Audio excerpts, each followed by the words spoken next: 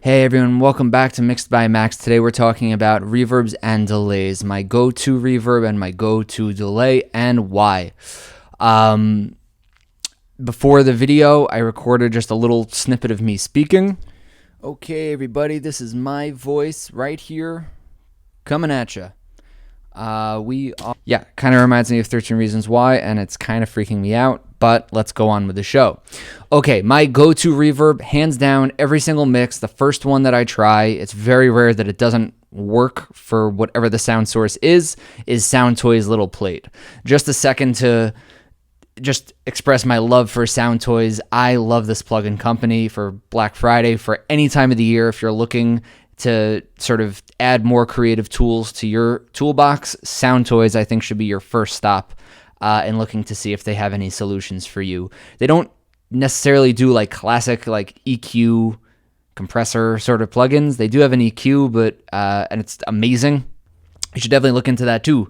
But they do much more creative sort of distortion and saturation and reverbs and delays and more coloring and creative plugins. So their little plate is just a plate reverb.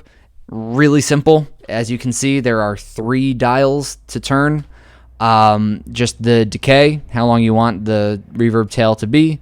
They have a mix knob, which is really helpful with reverb. It kind of eliminates the dire need to have a send for your reverb. You can kind of just put it on the track, and it doesn't use that much CPU, so you can use a whole bunch of instances without issue. Just for reference, I do usually put it on an aux send, but whatever. And a low cut, and these are really the 3 most major things that one would need to control with regard to reverb. You have a little modulation switch right here where the tail kind of modulates a little bit. It kind of just adds extra coloration to the reverb. Now there's something called convolution reverbs where people have actually like taken audio samples of real spaces and made basically an algorithm to recreate that space. And as far as I don't use them all that often, I don't really find a need for them in my own life. But I can recommend Altiverb just as a really high quality sounding plugin that doesn't just confuse the heck out of me upon meeting it for the first time. It's fairly expensive. There are 2 different versions of it. It starts at like $500 or euro or wherever the company is, but just something to check out. So if you haven't checked out Soundtoys, I highly recommend you check them out and everything they make. They don't have that many plugins, certainly not as much as some other companies, but everything they make is just so high quality and so useful that it's worth it. So I think actually last Black Friday I got everything that they make. So this is Little Plate, and let's see what it can do. Okay, everybody, this is my voice right here, coming at you. We are gonna. So it's just so useful. Search out a good reverb, and I'm gonna show you delays, and this will all be great. I had a great day today. I'm drinking a cup of coffee now. It's just so useful. Which was great. It's unseasonably warm outside. So I was able to get by in just shorts and a t-shirt. So that's the reverb. I highly recommend it. It's 3 knobs, and it just works. I use it on vocals, on drums, on guitars, on basically anything. Now, as for delays can start getting a little complex, and my choice again is Soundtoys Echo Boy. I tried switching to a different delay, and it just didn't stick. There's nothing wrong with this plugin. Again, Soundtoys hit the nail on the head. And for those of you who don't like a lot of buttons, I think it was last year, Soundtoys came out with Echo Boy Jr., which is less buttons. Still a little scary upon first sight, but less buttons. And again, I found that these plugins just work. As soon as you put them on something, they just do fantastic.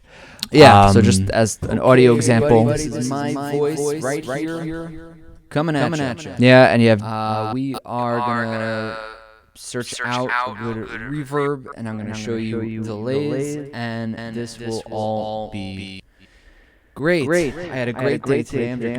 So Echo Boy Jr. It just uses less CPU, and it just works. It just works. I've never wanted another delay. I thought I did, but I was wrong. And now I'm just uninterested in any advertisement for any delay because I already have this. Okay. I do just want to make a shout out to a new Reverb plugin. This is a trial. It ends in 5 days, and I'm going to seriously consider buying it. It's a plugin called Reverb by Synaptic right here. And I don't know what any of these controls do. I don't know what any of this does, nor do I care, because their presets are just beautiful. I found that it works really, really nicely. Here's just a guitar. Right, so you might remember that guitar from my first video. I think I used this for EQ. And now, so basically, the preset that I'm using is Bionic Fifth Tail. I don't know what that means, but this is what it does.